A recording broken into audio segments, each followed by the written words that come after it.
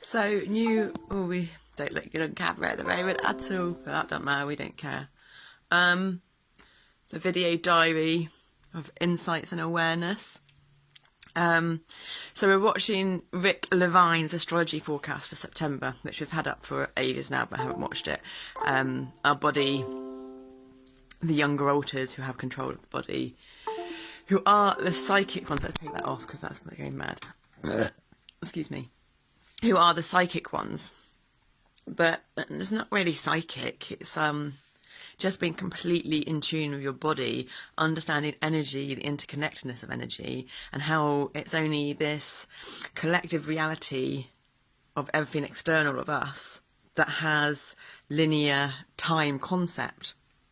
And that's in the left-hand brain, which is past and future, and that's only the conscious, and that's only 5% of us. So the right-hand brain, the subconscious, the heart, the body, the creative, the expansion, it's always in the present, the now. So it's much more optimally resourceful and resilient to function primarily in the right brain, not the left brain, and only visit the left brain when one needs. And this, like, you know, people say the logics and the science and the maths is all mainly left brain, and it is mainly left brain in the conventional way that we know it. But systems, life, everything around us is changing how we know it. It's like the whole thing of the world's going to end in 2012. It's like the world's going to end how we know it, how we perceive it, because consciousness is evolving, and consciousness is just everything. Everything has its unique expression of consciousness through its energetic form. Our energetic form is the human body, which each has an individual expression due to the complexity of the human body through personalities and characters. And narratives, but at the end of the day, fundamentally, we are an ecosystem, a cellular community of fractal geometry, and the universe is geometry. So that was a bit of a side track. Wasn't expecting that to come out. It's never know what's going to come out. That's it. We're talking about psychicness. So therefore, the external, you can go onto BBC Brain documentaries, David Eagleman, and he'll give you a first basic insight into this. This is where we got it from. We watched them, goodness knows how many times, at least 6 times over, if not more. How everything external is an illusion, and it's perceived differently through everyone's eyes because it's completely a black box inside, and it's all to do with light reflection,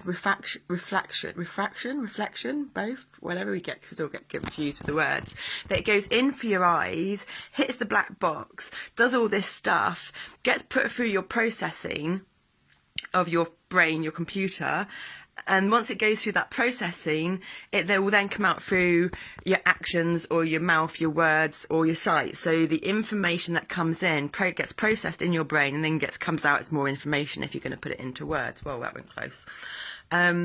So that's how everyone has a different perception, because everyone has got a unique wiring system. So think of a house as a house. All houses, unless it's a block of the same set houses, hence why you get a group of the same people, will have the same wiring system. Then other groups of houses will have similar wiring systems, and then you'll get houses that have just got completely different wiring systems, and then you'll get cowboy houses that have just got completely fucked up wiring systems. And what we call disorders in this day and age are kind of like fucked up wiring systems, but they're not, because they work and they function and they do the job that they're meant to do until they don't. So they're not optimally functioning. But that's where the body is a genius, and the body can adjust itself and reform itself and shapeshift. So therefore, time doesn't exist in the right brain hemisphere, because it's all about the now, the present. It's all circular system thinking, not linear system thinking. That it's not about there's a beginning and there's an end. It's just like there's just a circle with a twist in it, and it's like, yeah, if you start there, that's the beginning, but it's not really a beginning. If you kind of want to try and get a beginning in the circular system thinking, you think of the figure of 8, and the beginning could be the centre point of the figure of 8. But if you really look at it, you have to squish the figure of 8 so that you get the that mathematical thing of two circles together, but you've got like the eye in the middle. So then there isn't really beginning in that. You've got a whole center point, which isn't just a dot. It's an eye shape, a seed shape, an oval shape. With point, not an oval, it's an oval that's been squished and got points on the end. So therefore, there isn't anyone out there that's psychic. There's just people that are out there that are really either naturally or have developed their self-awareness and their connection to their body and their connection to their mind and their connection to like the heart. It's not just mind, body, soul. It's left mind, right mind, crocodile mind, heart mind, which is so much more. It's got a massively bigger electromagnetic field, the heart has, and you can go on to heart math if you want to know more about that one. So therefore, the people that are psychics, naturally, they've just got this natural wiring system where past lives that they've lived out, but there's no past lives because it's all happening in the now, from what I've just said. So therefore, there's lots of multi-dimensional lives in different timelines. But of course, there aren't timelines because they don't exist. And this is the complexity and the confusion and the limitation of language and what words do. So everyone is just expressing their experiences from the best of their ability with their vocabulary bases and their construct of putting words together. But no one really knows if one word means or feels the same to someone as someone else unless we fully get into having proper conversations and listening to people properly. By being silent and not thinking in our head what we're going to say next, actually listening to what they say. And we learnt this a long time ago, because, well, we learnt it a long time ago. I don't know if it's Women Within or where it was, but it's been doing self-awareness since we were 18, 22 years. And we've been doing self-development workshops and the rest of it since like 2000 and hypnotherapy. We've done other counselling before, but since like 2010. So, it's not been a short journey, this whole thing. And the seizures needed to happen because we were so strong in our mind and the belief systems and rigid because of the EDS. The EDS is hypermobile, but you've also got that, you don't just have that extreme hypermobility and the dislocations and the subluxations, but you have the extreme rigidness and tension to balance out that opposing slackness in the body.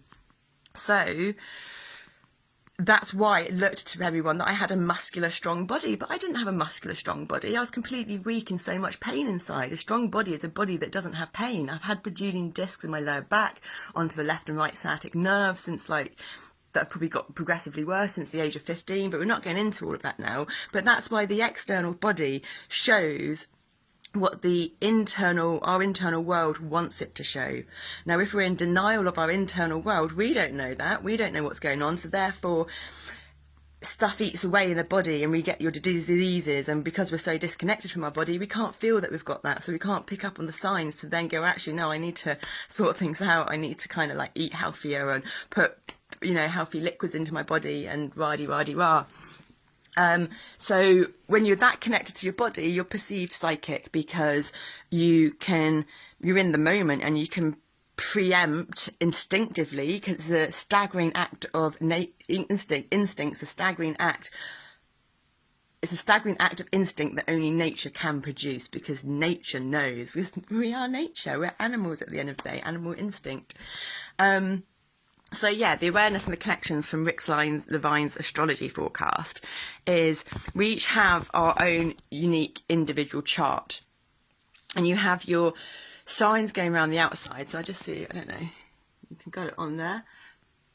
So the grey bit around the outside is your astrological signs. The sections with the black ovals in and the blue ovals are your houses, and the big circle in the middle is what shows you the aspect patterns. And then you've got loads of little symbols in the houses. Now the little symbols in the houses are the planets and the planetary alignments in the houses.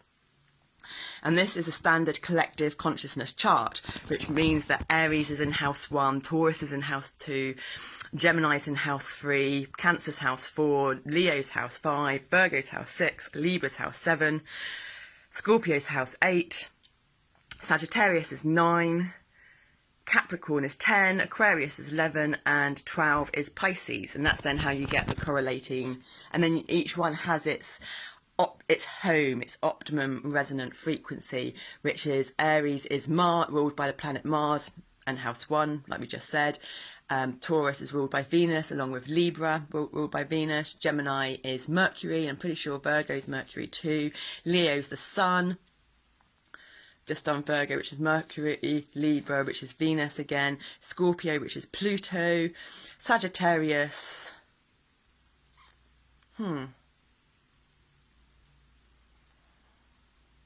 What's Sagittarius?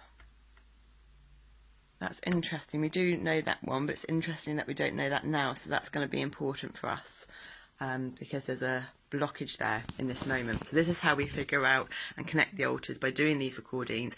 These recordings are different to the live recordings. And soon there's just going to be where they're all kind of pretty standard. And they'll come across as an integrated whole. So we don't know Sagittarius off the top of our head. It could be Jupiter, maybe. After that, you've got Capricorn, which is Saturn. It could be Uranus. No, Uranus is Aquarius. So anyway, Capricorn is Saturn. Aquarius is Saturn's traditional, Uranus modern. And Pisces is Neptune. I'm not sure if there's a modern and a traditional on that one as well. We're not doing too bad, actually. We've learned quite a lot. Proud, impressed. So that's the collective and that's the standard. So that's like kind of the template for everyone. But when you go into your individual chart, for instance, our house 1 is Virgo. Now, if we've been working on the unequal house part systems, we're going to start going into the equal. We always start on the most complicated first, and it's about simplifying. So we'll probably go back to that eventually. But I mean, eventually we'll probably go into Vedic. I don't know. We end up going. It's got to have a little bit of everything. So if you go into the equal part houses, I don't know what ours is an equal part because we haven't got there yet, but we'll get there. Sorry, my arm's getting tired. There's a lot of like adjusting going on. This collarbone will eventually sort itself out. So my house 6 is where my sun and moon are. So I was born on a dark moon, hence the darkness. And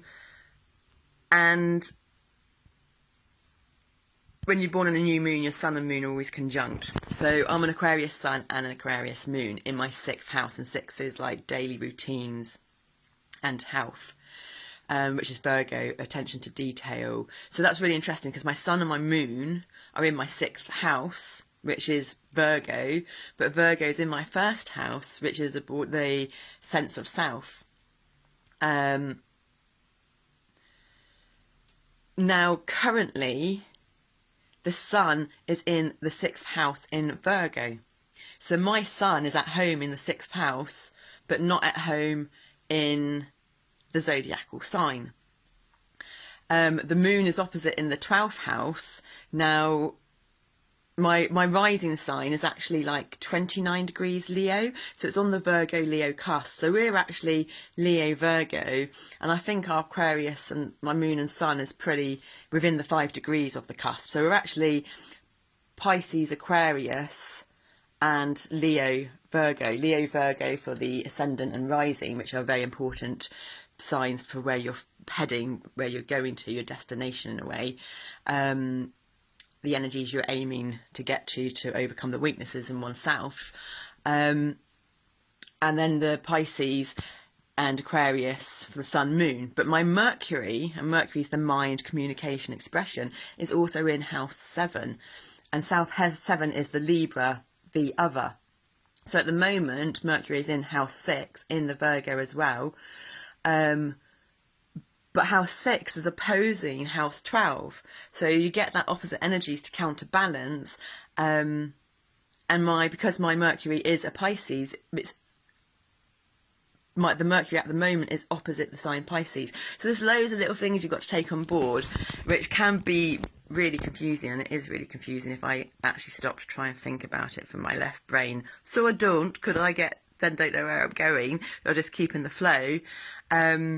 But that's where all the energies are just like working in harmony and counterbalancing each other, basically. So yeah, I think that's it, all that we've got to say at the moment. But that's how, yeah, we just made those connections. They don't sound so profound saying it out loud, really. But it's massive. So no, so yeah, so basically on this Virgo new moon, the moon and the sun are going to be in Virgo in house 6, which is my home house, and we live at number 66 too. 66 is the number of healing, together equaling 12, complex stability, made of new beginnings and patience, equaling 3, creativity and expansion. And in numerology, 3 is the number of my year this year, but if you actually add up the numbers, it's 4 because it's 2020. So, and because it's health and daily routines, that means that the energies are super potent and strong and optimum to dance with for health and daily routines. And we've been working for, well, goodness knows how long to get stuff sorted, but because of the EDS, because of the pain, because of the dissociation and the alters switching happens because different halters function different systems in the body, because different people, different careers relate to different chakras. It's kind of the same thing. And there's this climax, this culmination that's happened because we're working on the crown chakra now, because we've obviously developed our other chakras to a point of development that it needs to work on the crown chakra, which consists of all of it, because it's your skin, it's that whole toroidal flow, linear plane, if you look at the toroidal flow in your red, orange, yellow, green in strings, but you could have the surface area of it, and it's a surface area of your skin, and the linear, the lines, that's the meridians of the body. Because you've got not just got the one, you've got one in another, and all these complexities of these toroidal flows going through your body. But the crown chakra, it goes around all the outside of your skin, but then down your central nervous system. On a really basic description, and I only know these descriptions because the first thing that ever spoke to us before we had any wording for what was going on, we used to kind of say to our chiropractic friend lady that we're not friends with anymore, sadly, but that's the way things go on these journeys. We used to say to her, but I can feel my prefrontal brain growing, it's because of this, and that makes sense because this, when plants get traumatized or when kids get traumatized, their brain gets stunted and it stops growing. So then obviously if you're going to get to a point where you develop it, it will start growing again.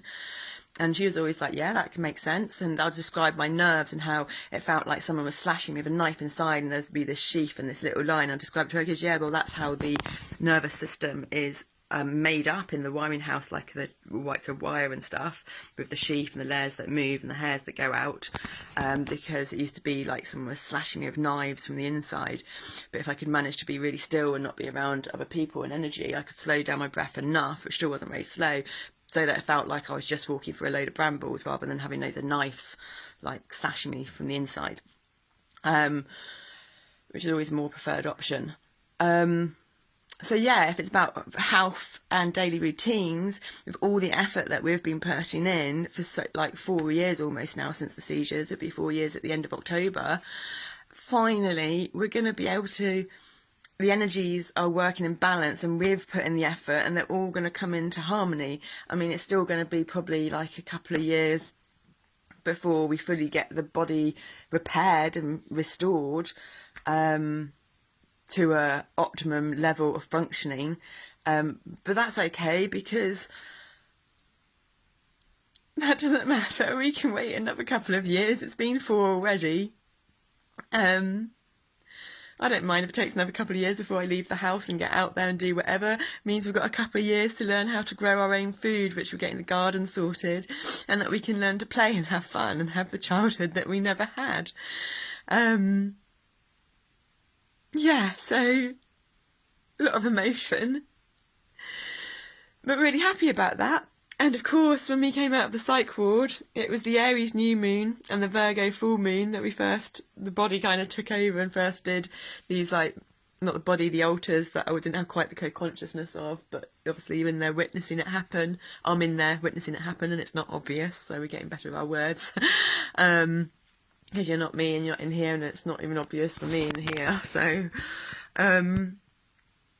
So yeah, that's really influential. So I'm going to be watching those card readings and meditations again, because it's all live meditations and healings for us to watch back, but also for everyone else, because it is channeling. It's a vessel. So whether you understand what you're watching it may trigger you and you may not be comfortable, but we need to be triggered at least 22% to expand our comfort zones so that we can reach our true potential of optimum vibration and frequency, so we can get to that level of happiness and we can manifest and create the lives that we also deserve. But sadly, the way the system's gone and society's gone, it's kept everyone at that, like, you know, quite comfort zone where it's not quite adequate, but it's not that, you know, disruptive that it doesn't matter.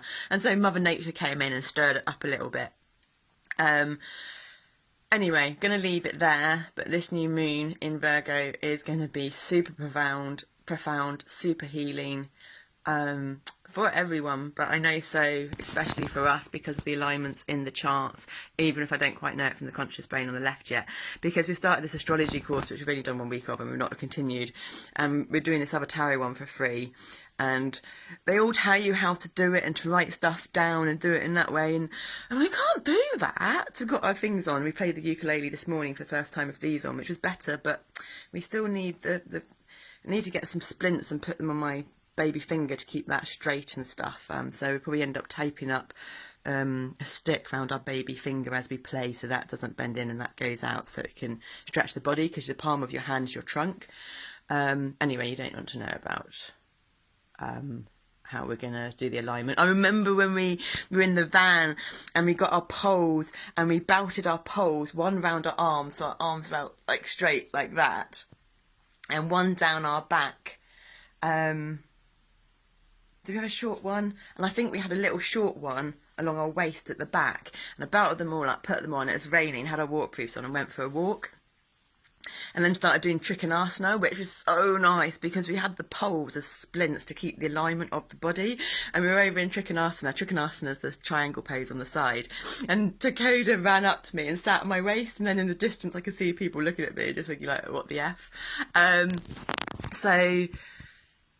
So yeah, it's just like we have loads of different things like that, how we align our body and stop the subluxation from the fascia trains of one part following another that shouldn't, because it's meant to be separated by this boundary, but it isn't separated by the boundary. So we create our own boundary until the muscles and the ligaments develop that boundary, but not to rely upon these tools and to just do them every so often. But we do want our ring splints too. But it will all happen, we'll get there. It's obviously all happened for a reason. Yeah, wanted to share that. We've still got another video we want to share, so I don't know whether these are going to come out or not, but probably, because that's how we keep track of stuff on Facebook and know where it's at. So, yeah, yay!